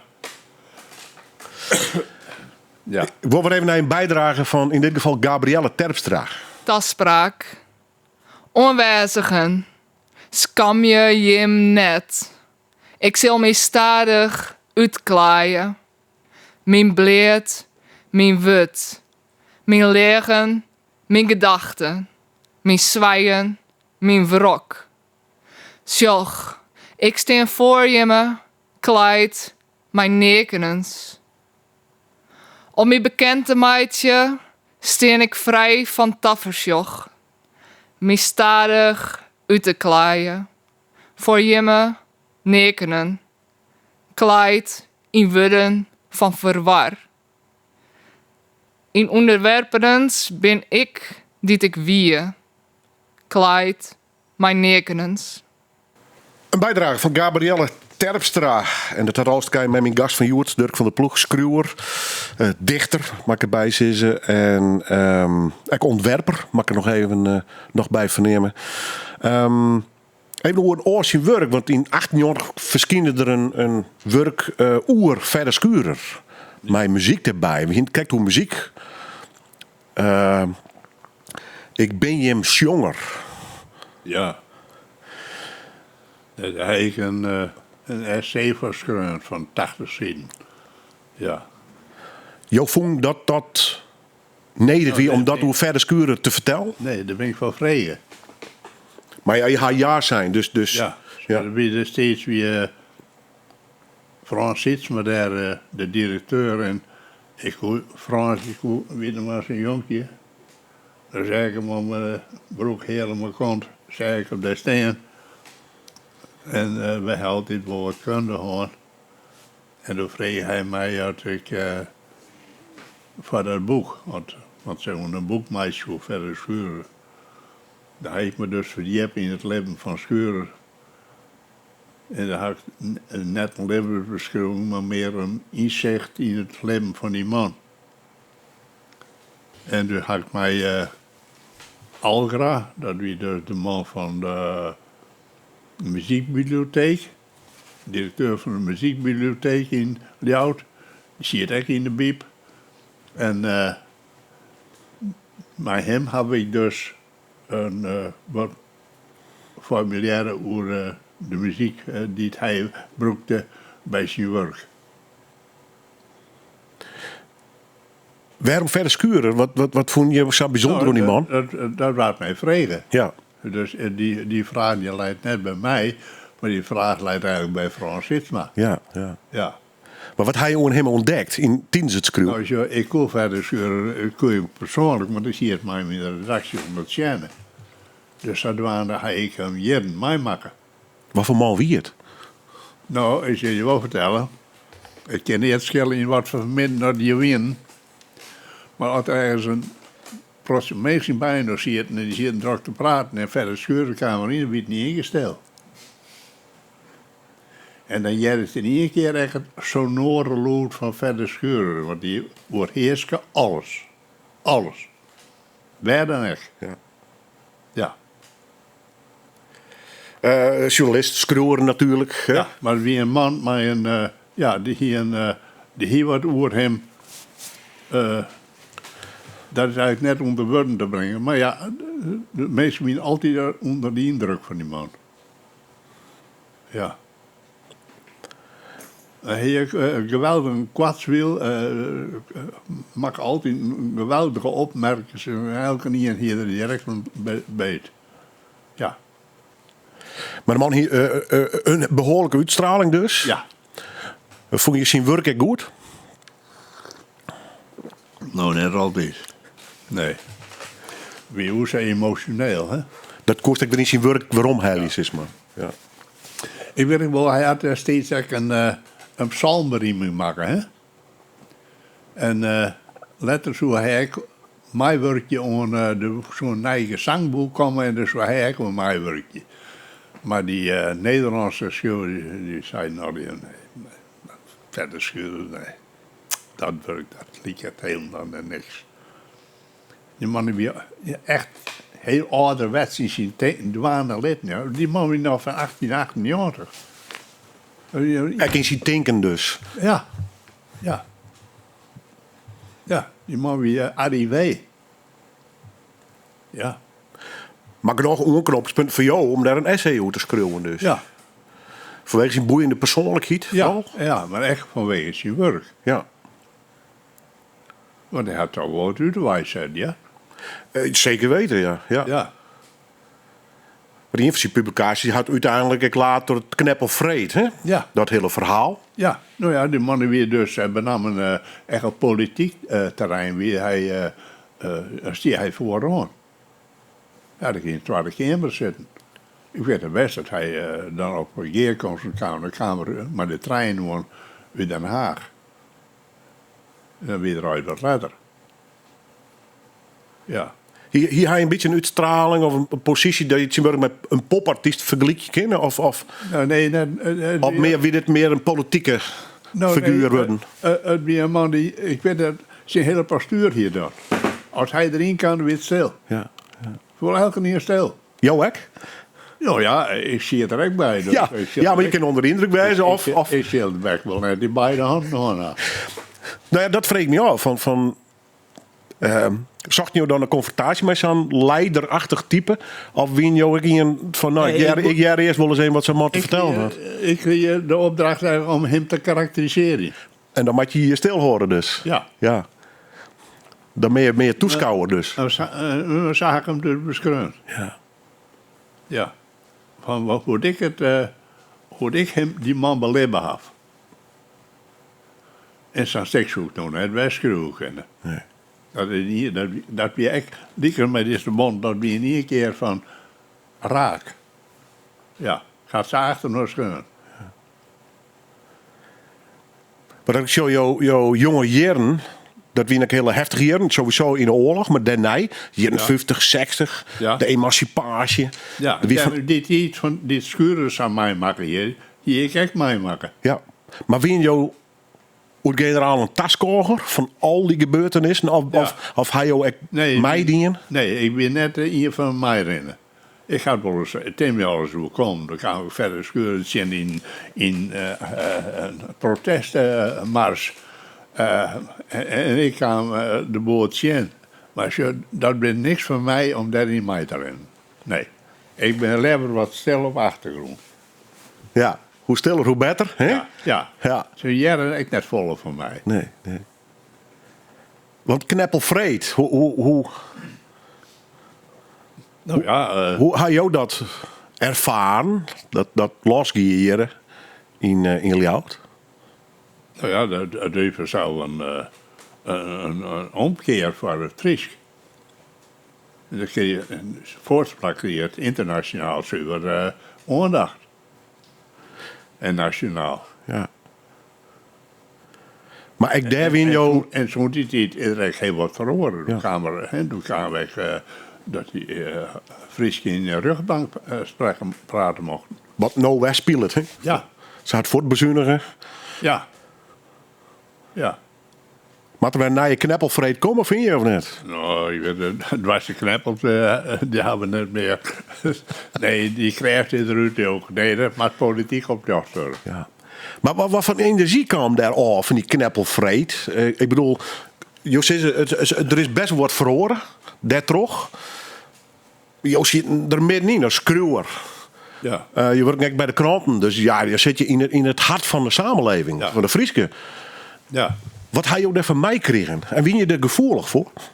Nou, ik vond het geweldig. Ja. Ja, zoals mijn jongen. Ik dacht, dit gaat de goede kant uit. Want nu komt het te plakken bij het wijzenmacht. Bij de politiek. Ja. Ja. Maar net voorop rennen bij een protestmars dus. Nee. Ik ben even de stille schaker op achtergrond. Ja. De tinker. Ja. Ja. We geven naar een bijdrage en ze zit je toevallig ik. Matje. De laatste melkko. Het volk verkringt haar van de dwarren als in het museum een zwartbonte stamboek melkko slachten wordt. Troch een glas in leedvenster sjoch ik hoe het best voor zijn moeder laat de deerkap kriegend. Kringen volk wel sjen hoe de vilder het best maar het mes om hals brengt. Ik sjoch libbenbloed, walmjend het goud van de rouwborden bespotten. Hoe het bloed voortlekt tussen artefacten, tussen de bluisterige skiernis van skier en vet en de bonnen van de adelsboeken. Jen opvlooi van de familiewapens, nestje bang in de balken. Tussen verdroegen alters, die toostig je naar het bloed van matles, staan de bootsen van de wastmakkers om de terms te heen.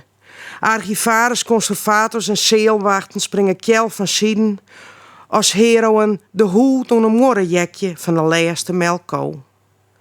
Ta ondenken worden stof en magen schidden en de iertalen samen uit de boeken van Sofrides, Vermerius, Winsemius en Gabema verbaand. Troch glas in leed sjoch ik hoe de skiernis bewapende met tosken en ridderlijke zwudden om haar hinnen griept. En mijn eer te briezelen, ta stof. Net meer als Jiske bloteroer. Het volk verkringt haar van het dwarren, als boeren in opstoon komen in behouders en sammelers van safvolle derde dingen. Wraakroppend reageert het volk van kant, springen bij de dwarren op, kringen hiesjend en huenjend naar de museumrompen, dat ze mij al uwen tevreden komen zwudden, alles kwad en clean huffen. Verstillen sjoggen de eeuwen van schilderijen in diepten van menselijk mitten. Opstiende slagvelden komen te libben, vlaggen en sjerpen, heinen en striel zinnen als het stiel troch het linnen reept en een legerien huid in twaa spalt. Dee, bloed, kleeft onder vlieren, als grieme boeren leeskjen dierderziekje van een skiernis die bij gebrek aan eeuwig leven haar in het juster verskoelen, de kelders.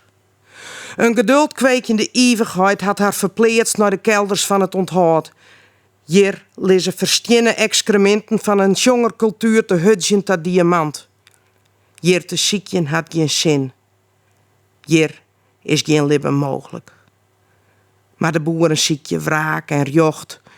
Schreeuwen skiernis om te libjen in analen, stamboeken en stambeelden. Klompen en skwon bewaard je de museale vlieren. Maar het bloed van de laatste zwartboente melkko, bonsje fjouwer. Net meer als Jiske bloteroer. Ik denk, wat een prachtige woorden. Wat herinner die zin. Ja, nou, daar doe ik vliet op. Maar van dat slachtje, als je doet ik naar een squaljongen weer, dan moest ik elke dag voorbij een exportslachterij. En dan zei ik, dan hielden daarvoor de dwarren jeppen en dan waard de ko voorlaat. En dan zei ik dat dat best deersketten waard. Plom, de leier. En dan kwam er hem dadelijk in, die helde het mes door de hals. En dan liet ze het bloed eruit stremen en dat bloed ging terug een riool onder de dik terug en dat water streemde in de veert. Dat was het spoordok. En daar lag soms een laag van bloed op En dat kon verschrikkelijk stinken. Dat komt echt nog voor in een van mijn boeken. Dat een onderdoeker hem daar verschoeld in het water. En dat in het bloedwater. En dat er daar maar de holle in de rijden. Dat er daar hem verschoeld had van de Duitsers. Ja. Ja, dat zo word je zulke dingen nee, hè? Zal ik het dicht in? Die nog krijgt Jerden, vallen terug Matje de Jong. Is dat een inhoudelijk verhaal voor jou? Dat het verhaal kloppen moet, de boodschap? Of is beide, het hè? Stilistisch, het moet rennen? Ja. Benamen, het moet tegen rennen. En dat had bij ritme te krijgen? Ja, met alles. Met woordkar en zinsbouw en alles, ja. Vandaar dat ik het scoren met woordjes. Ja, dat is gewoon uitproberen. Ja. Dat moet zo goed mogelijk formuleren worden. Dat staat met alles aan, met elk boek. Ik ging elke zin ren ik na. En als ik wat schreeuwde, dan ging ik daar wet in. En blijft had ik een punt, dan zit ik nu maar ophouden, want dan ben ik misschien de hypercorrectie, hè? Mijn hypercorrectie. En dan brek je het weer op, als je Ja. met woorden. Ja. We gaan kijken hoe we verder skuren. En ik kan al wel hele grote Friese skruwers nemen. Ik uit jouw tijd. Hien je contact met meesken prot, met oren skruwers? Ja. En gang het dan ook goed skruwen? Nou, net altijd. Ik wil horen dingen, maar... En waar hien je een prot contact? Waar ben je voor jou belangrijk geweest? Man, zou Douwe Tamminga, Ipe Poortinga wel... Ja, ik wil geregeld contact mee. Ik kan geregeld op academie.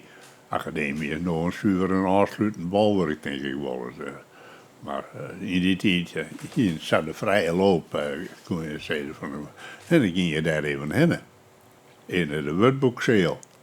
Ja. Woordboekzeel? Ja, dat was een woordboek geschreven, hè. Ja. Maar daar kwamen dus wel skruwers bij elkaar. Want lezen jou... Nou, we gingen daar wel een keer vergaderingen, ja. En weet ik nou een mooi verhaal. Is in een hal van het oude academiegebouw, in de Kolonstraat, daar hing het in de gang zo'n kalkrelief van een vrouw. En als Eeltje Boorters Volkensma, de verstokte oud feind, als hij dan de trap aanroept, dan zou hij altijd even samen met de haan over het bel gaan. In het voorbijgaan. Ja. Nou, maar het kennen toch? Ja. Ja, maar het kennen. Ja. Ik ga bij Eeltje Boorters Volkensma, die had ik heel goed kent. Die man kwam wel bij ons thuis. Ja. Vind ik mensen die jou inspireren? Of dat schreeuwen is altijd... Want jou zegt al, ik mocht graag in mezelf zitten. Hè? Met denken, met zelf verhaal vertellen.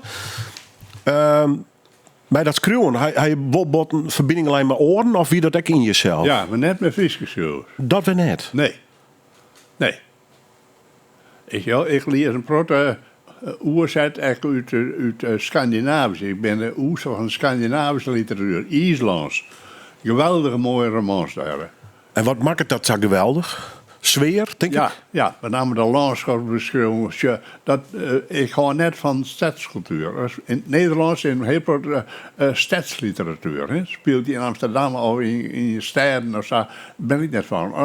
Maar als die Scandinavische literatuur has, dat speelt eigenlijk al jaar in roege omjouwing. Dat trekt me geweldig aan. Zoals IJsland. Ja. Dat hij je hele leven, dat lees je nou nog of zo? Of hij dat van jongs gewoon al oppakt? Of, want op een gegeven moment komt dat wat je leven in natuurlijk. Hè? De wereld gaat iepen. Ja. De grenzen vervagen. Ja. Een schreeuwer bij Gries zoals de Noorse schreeuwer Teddy Versaas. Nou, dat vond ik geweldig destijds. Dat had ik wel 3 keer leren. Hier, de laatste tijd ik heb dus alle boeken van Torgny Lindgren, dat is een Zweedse schreeuwer. En die man die woonde daar boven de Poolcirkel in Noordsjö. En Die man, zijn werk, al die 8 werken, hij vrienden hier in één keer achter elkaar lezen. Die man, dat is een verteller, dat is net niet te doen, op geen enkele wijze. Het is indrukwekkend. Maar er zijn 20 verschillende talen oerzet. En hij pakt de sfeer van dat landschap. Ja, die man had een stil, dat kan je net volgen, dat kan je net niet doen. Ook de mogelijkheid. Nee.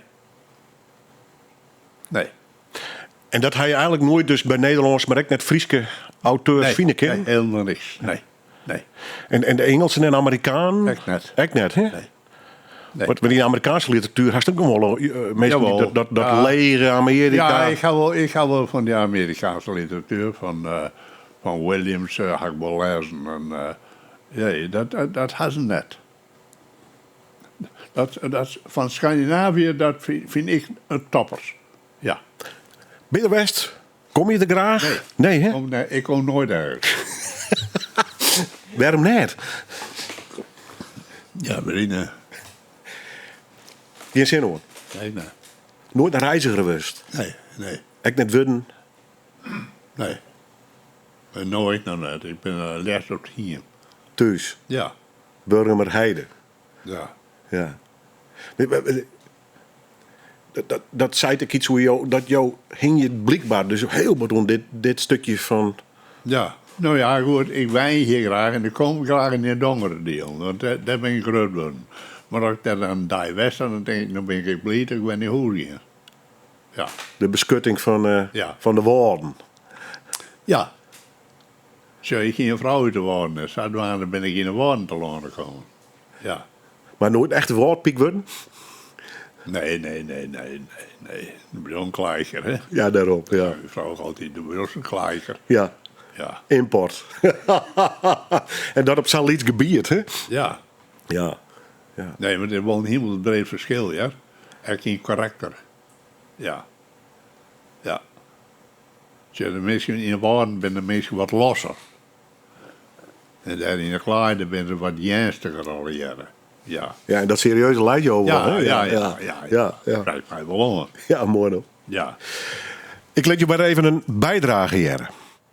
Mijn hoen is daar. Waar slik het nou, jongens, mijn etenspannen skin? Waar tempert mijn woede over de wraad? Soms strik het mijn haan de koude holen, de belichaming van zijn leefde. Mijn hoed en hier. Alwin, wij. Ja, mijn hoen is daar. Mijn hoen is daar, ja. Je begint er haast wat van de glimpje. Ja. Hij pro de hoen hoor? Nee. Oh, en mijn vrouw heeft een hoen. Ja. En je begint er zelf net zo volle mee? Nee, ik heb er zelf niks mee. Nee. Wel het landschap, maar net de beste. Ik moet wel de strand op hemelen, maar... Ja, zeg je dat dan, hè? Ja, maar je hoeft er net maar uit dus. Nee, ja, ik ga er wel mee uit. Ja. En dan leer ik hem mee, en dan leer ik hem samen op achteraf op paard. Dan kon ik hem heel dag uitrennen laten. Ja. En dan skiet er een berm vol. Wat ik hem wel leert, hè? Dat in gas wijzen moet. Heb je goed oorjochten wat dat betreft? Ja. Ja, discipline, dat wist ik hem wel bij te brengen. Ja. Is jouw vrouw altijd een onderdeel geweest van je schreeuwen, hè, Quest? Of wie het gezinsleven met de band een andere wereld dan jouw fantasiewereld? Ja, mijn schreeuwwereld, dat weer wat was. Ja, hier een apart hok. Ja. En nam je gezin echt mij in dat verhaal of juist net? Nee, dat weer. Ik weet net dat ze daar interesse voor hadden. Nee, de band net. Nee. Want je vrouw leesde die bijvoorbeeld alle boeken en alle... Mijn vrouw was een artslezer. Ik zal je vertellen, ze ging 1 keer in de 14 dagen naar de bibliotheek en dan kan ze mij zo'n stapel thuis en die gaan terug. In 14 dagen weer die uit. Mijn vrouw, ik ga wel eens zijn. Door mij het breed werden dat ik schreeuw, want als er een schreeuw ben er geen lezer meer. Er valt er niks meer te lezen. Wat ik een meende vraag, maar zit er wel eens een boek van Dirk van der Ploeg tussen? Die stapel? Nee. Nee. Maar die lezen wel. Jawel. Maar verder lezen ze geen Friese boeken. Ze lezen proto van die Amerikaanse, ja. Net het Scandinavische dus. Nee. Ze hebben een oorensmaak, voor een oorensmaak. Ja. Ja. Die smaak is mijn smaak net.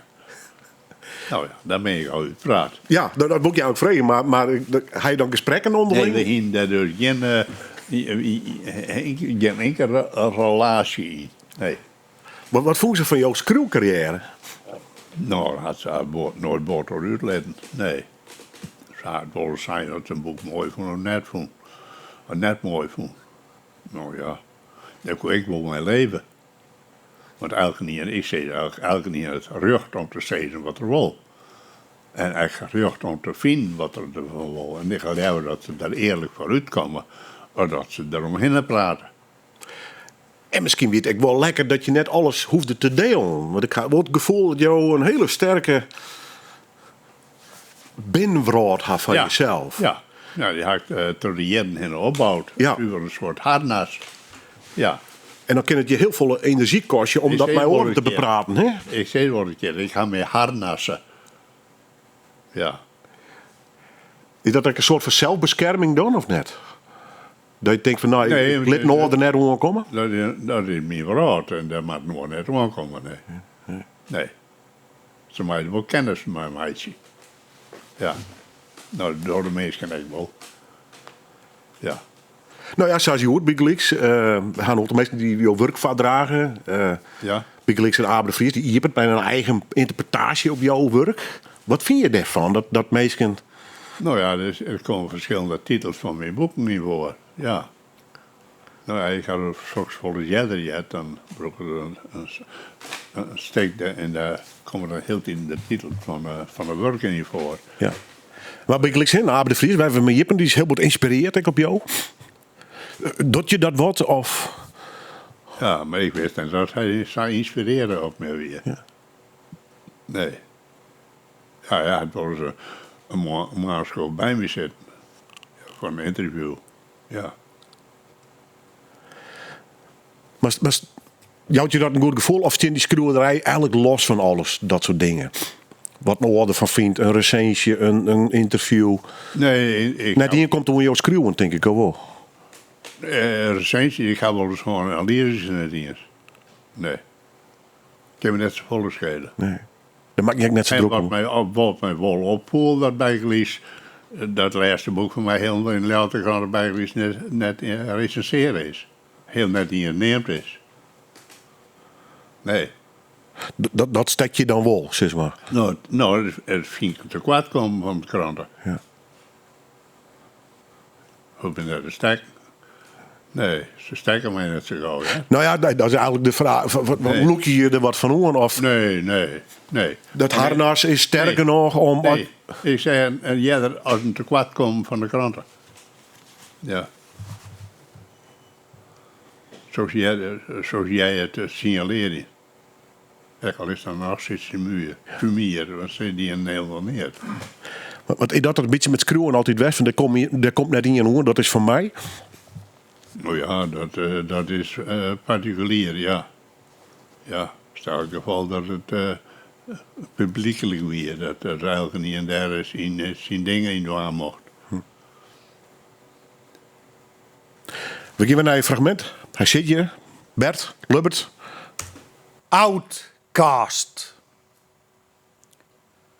Voor ze viert men een beeld van us had. Het leidt boeten tied en tieding. En de volksmoele, het meest gapske wordboek, leidt dus op het drompel van de verdomden. En wat daarom volgt, had dus de mooiste namen jong. Daklezen, strietrotten, netten. En wie hebben altijd best dit wie wienen, gedaanten, in de weerspiegeling van oormans vermoedens. Het licht liegt net. En gedachten binnen boegsem als reetkoper. Wie boeg is naar de werkelijkheid als een hoen naar zijn fretten. Uws hoorn neemt net, uws hoorn vindt. Nimmen sjocht us, nimmen wit van us wegen. Wie kroepen en elk roekt de holen en de riolen dat wie de nacht terugbrengen onder karton en te knoekere krantenijs dat de oervloed 8 lees efterliet. Uws warmte is kjeld. Uws gewisse het tjendeel van de publieke onderstellings. En de nacht een siegerig station bewaart een zeldzame stilte van metalen commando's. En wurg maar wekker begint us die met een sigaret en een slok oerbleun in de flessen van een vorig libben. En dan de toog van het lichaam naar de jildautomaat. De sociale jildfretter die gastvrij googelt. En de stad is een gesticht. En midjes lijst niet lottig op het financieel dijblad in het park te sliepen. Jongs tinkst dat iemand in vreun is om ter die om een sigaret vreegt. En let nimmens jen dorst jild hast, want wat jild had, had vreun.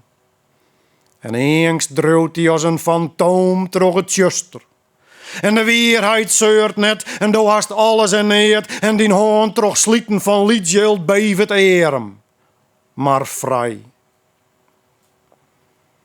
Draagst in het op het plak, dat een oor zijn thuis wit.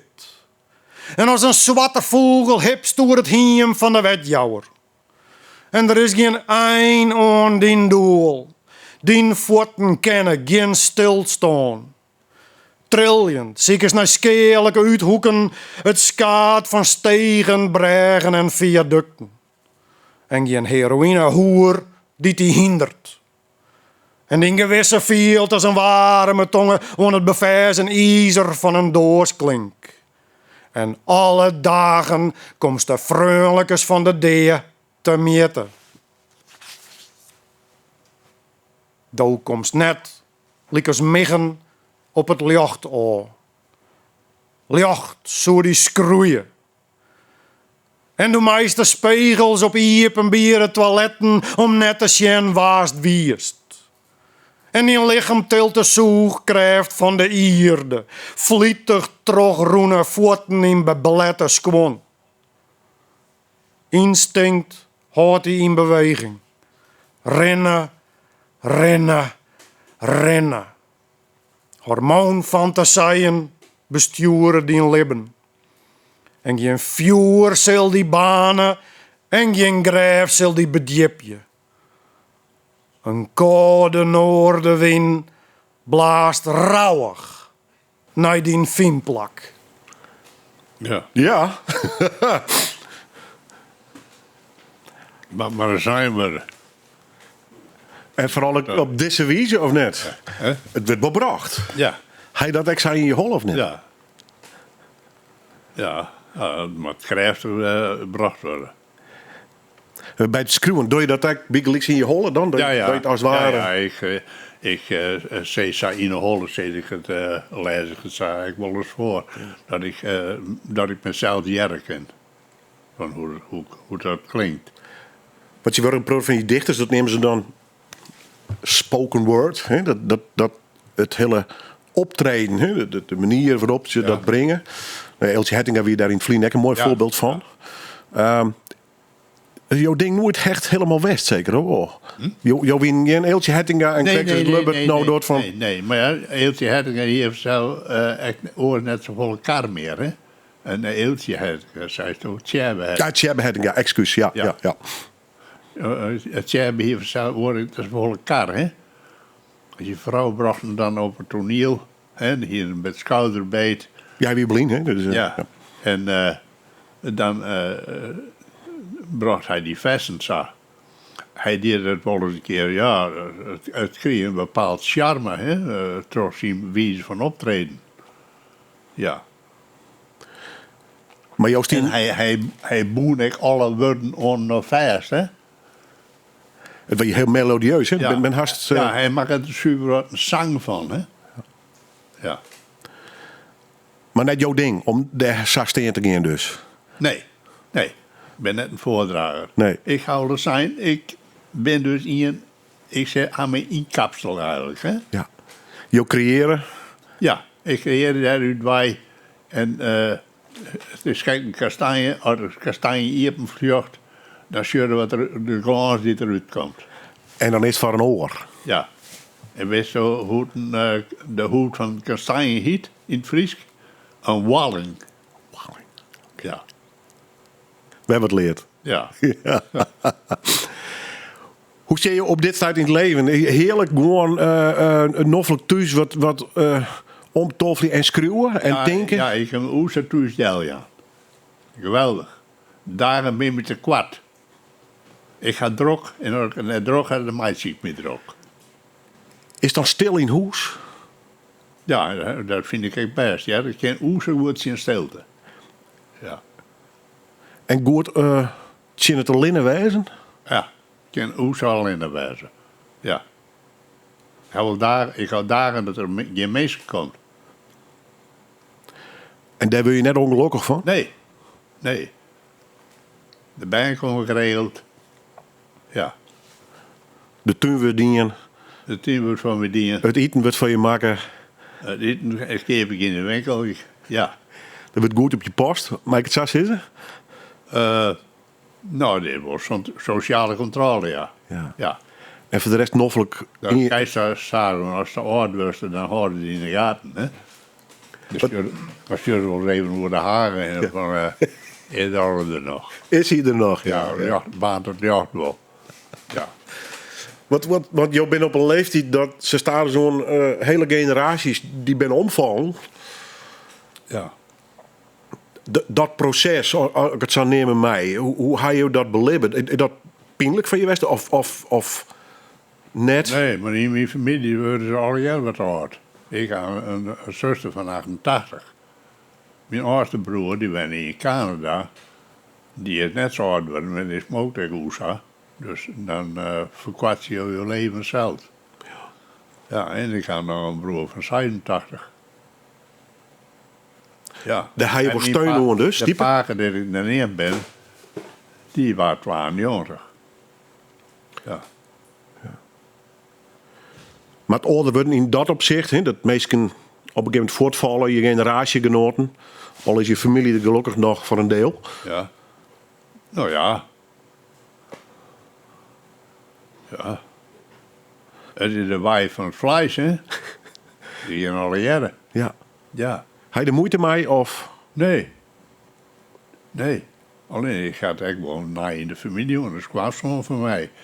Die is 75.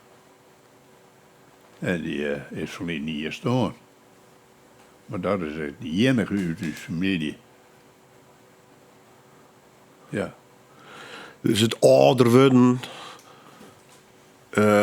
het omgaan met de deer, dat is net een... Nee, dat mag net een bezwier werden. Dat is geen verrakseling voor jou? Nee, dat is de gang van alles. Ja, hoe komt u zo alle jaren en de ene betiet en de andere let. Want ben je blij dat je zo oud wordt binnen en nog steeds er binnen? Want je bent nog, je riet nog auto. Het is wel zo, als je bijgelezen, als het ene al ellende wordt, en dan komt bijgelezen in inrichten, en dan mag daar verzorgen worden, ze maken die voor je, dan wordt het wat oors. Maar ik heb me nog goed rijden en ik kan nog samen een paar kilometer rennen. Ik alleen nog naden. Dat is het dus. Ja. En maar wat fit blijven. Ja. Ik in de holle. En train ik me elke dag in. Ja. Ik doe er wel wat voor, ja. En het zei van, ik zit wat op mijn bank en ik leef het wel. Nee, ik ben elke dag actief. Met alles. Ja. En het denken, het onthoud en al je dat soort zaken. Nou ja, maar met schreeuwen ben ik altijd een douane met de kop. Ja. Ja. Het trainen is zowel geestelijk als lichamelijk. En zo bloei je erbij dus. Ja. Ja. En look je nog een product van de vrouw? Wat er al je gebeurt of niet? Ja. Ja, ik volg je alles trouw. En is dat in je gevoel van op afstand? Of maak je je echt druk wat die Russen daar in Oekraïne ontfretten binnen? Ja. Ja. Ja. En ik zag zo echt wel eens een keer parallel met de Tweede Wereldoorlog. Dan denk je, wat die Duitsers in de Tweede Wereldoorlog deden, dat doet Rusland nou. Hè, dat ze bommen op de ziekenhuis midden liggen in de oorlog, in de Tweede Wereldoorlog, dat de Duitsers heel Rotterdam plat smeerden. Nou, dat tref je echt van alles. En er worden echt honderden deden. Ja. Ja, in dat opzicht zou je zeggen dat het met meestal net wordt opschiet. Nee, de mensen willen niks verbeteren. Nee.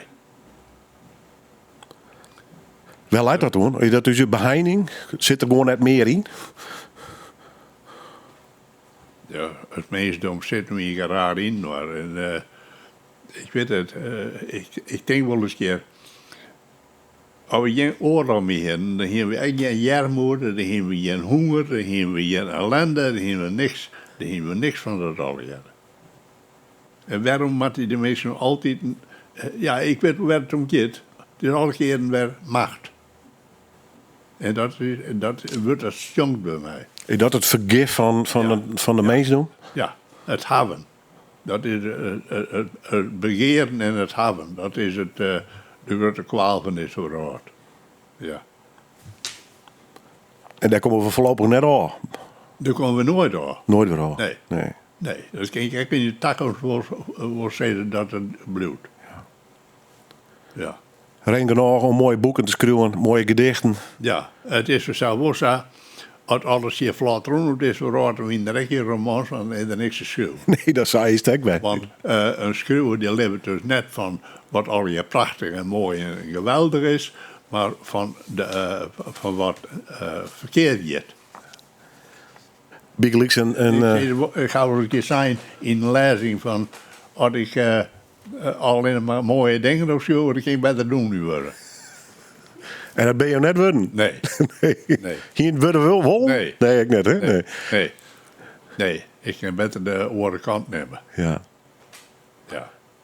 Wat hij je ooit spiet, gewoon dat je de kar maken had om bij het Fries Dijblet, een krantenletter, om opmakker te worden?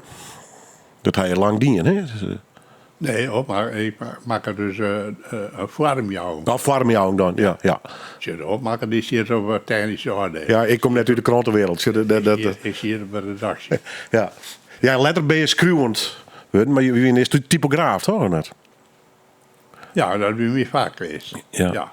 Een grafische opleiding gewoon. Ja. Maar dat hij altijd wel mijn pronochten willen dienen, zeg maar.